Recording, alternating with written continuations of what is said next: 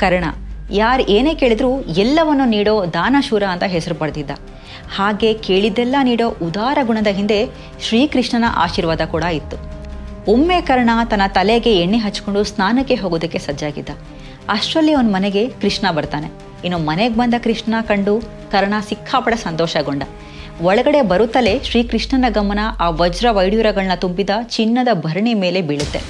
ಆ ಭರಣಿ ನೋಡೋದಕ್ಕೆ ತುಂಬನೇ ಸುಂದರವಾಗಿತ್ತು. ಇದನ್ನ ನನಗೆ ಉಡುಗೊರೆಯಾಗಿ ನೀಡುವೆ ಅಂತ ಕೃಷ್ಣ ಕರ್ಣನಿಗೆ ಕೇಳ್ತಾನೆ. ಅವನು ಸಂತೋಷದಿಂದ ಖಂಡಿತವಾಗಿ ಅಂತ ಹೇಳ್ತಾ ಅದನ್ನ ಕೊಡಲು ಮುಂದಾದ. ಆದರೆ ಅವನ ಬಲಗೈ ಎಣ್ಣೆ ಆಗಿತ್ತು. ಹಾಗಾಗಿ ಎಡಗೈಯನ್ನು ಬಳಸಿ ಕೃಷ್ಣನಿಗೆ ನೀಡಲು ಅವನು ಮುಂದಾಗ್ತಾನೆ. ದಾನವಾಗಲಿ ಅಥವಾ ಉಡುಗೊರೆ ಆಗಲಿ ಎಡಗೈನಲ್ಲಿ ನೀಡೋದು ತಪ್ಪು ಅಂತ ನಿನಗೆ ತಿಳಿದಿಲ್ವೇ ಅನ್ನೋ ಪ್ರಶ್ನೆ ಮುಂದಿಟ್ಟ ಶ್ರೀಕೃಷ್ಣ.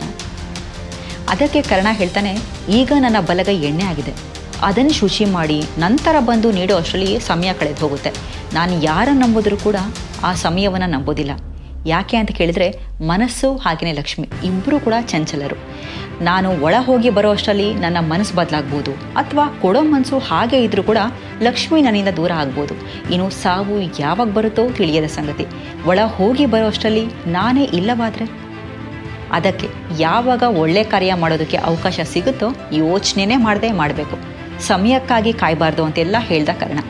ಇನ್ನು ಅವನ ಮಾತನ್ನು ಕೇಳಿ ಕೃಷ್ಣನಿಗೆ ತುಂಬ ಸಂತೋಷ ಆಗಿ, ನಿನ್ಗೆ ಏನು ವರ ಬೇಕು ಕೇಳು ಅಂತ ಹೇಳ್ದ.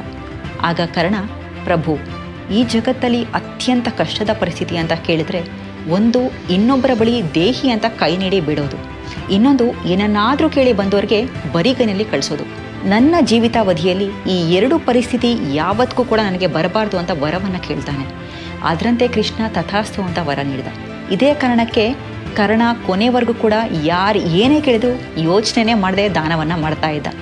ಜೀವನದಲ್ಲಿ ಅಷ್ಟೇ, ಒಳ್ಳೆ ಕೆಲಸ ಮಾಡೋದಕ್ಕೆ ಸಮಯಕ್ಕೋಸ್ಕರ ನಾವು ಯಾವತ್ತೂ ಕೂಡ ಕಾಯಬಾರ್ದು. ಯಾಕಂತ ಹೇಳಿದ್ರೆ ಇವತ್ತಿರೋರು ನಾಳೆ ಇರ್ತಾರೋ ಇಲ್ವೋ ಯಾರಿಗೂ ಗೊತ್ತು.